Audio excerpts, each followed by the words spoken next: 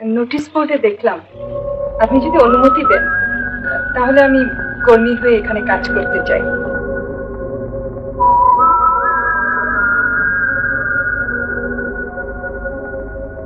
বামনের মেয়ে হয়ে এই কেলেঙ্কারিটা কি করে করলে? বধূবরণ কেমন লাগলো সে কথার জবাবও আমাকে দিয়ে দিতে হবে। আমার আগের ছবি নিয়ে যা ঘটে গেছে তার জন্য তাই আমি নই। ঝনক ঝনক কনক কাকন বাজে, নতুন নতুন কুড়ি ফোটে লাজে, ঝনক ঝনক। 2-4 দিন পরে এলে ব্যবস্থা সত্যি হবে? যদি না হয় আদালতের ব্যবস্থা করবে? তাহলে সেইখানেই যা। তা যাচ্ছি, কিন্তু আমার প্রস্তাবটা ভেবে দেখলে পারতেন। কি আবল তাবল বকছো? খুলে বলো না কি বলতে চাও। কেন? এখনকার অত বড় সিনেমা অ্যাক্টরের নাম আপনি জানেন না? না, এখানে সত্যি হার স্বীকার করছি। Thank you very much. তুমি এখানে টিউশনি করছো, এই কথা আমার কাছে কেন লুকিয়েছো? লুকোয়নি তো, বলবার প্রয়োজন। তোমার কি মাথা খারাপ হয়েছে নাকি? আমি যা জিজ্ঞাসা করছি তার জবাব দাও।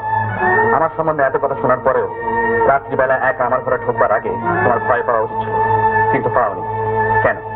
মানুষ যদি আমি এতই খারাপ, তুমি এ ভরসা পেলে করতে? কি তুমি পাগলামি করছো? কিসের পাগলামি? তুমি আমাকে মিটিং এ যেতে দেবে না? না। আমি যাবই। ইন্দ্রাণী। হ্যাঁ হ্যাঁ আমি যাবো। ইন্দ্রাণী, আমাকে ফেরাবে এমন শক্তিটা তোমার কোনোদিনই ছিল না। আমি এলে আপনি অসন্তুষ্ট হন? কথা যদি খুঁজে না পান সে চেষ্টা না করাই ভালো। তোমার আর কি স্বাদ আছে বলো? আচ্ছা, সামনের বছর বিয়ের তারিখে তুমি আমাকে আবার নিয়ে আসবে? আনবো। প্রতি বছর নিয়ে আসবে? আসবো। আমি যতদিন বাঁচবো। নো। মালিক আর শ্রমিকের সম্পর্ক নিয়ে কত সব গাল ভরা প্রতিশ্রুতি,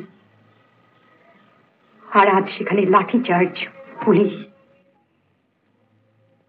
কেমন যেন নিজেকে মিথ্যাবাদী মনে হচ্ছে। আচ্ছা, কেন তো বাজে বকছো বলো? 25টা বছর তো এই করে কাটলো,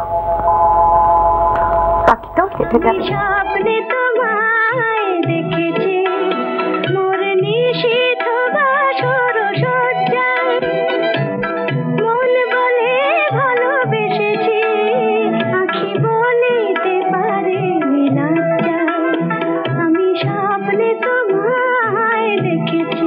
আমি যদি একটা সংসার পাই যেখানে সত্যিকারের প্রয়োজন আমার, সেখানে বউ হয়ে যেতে কিন্তু এখন একবারও আপত্তি করবো না।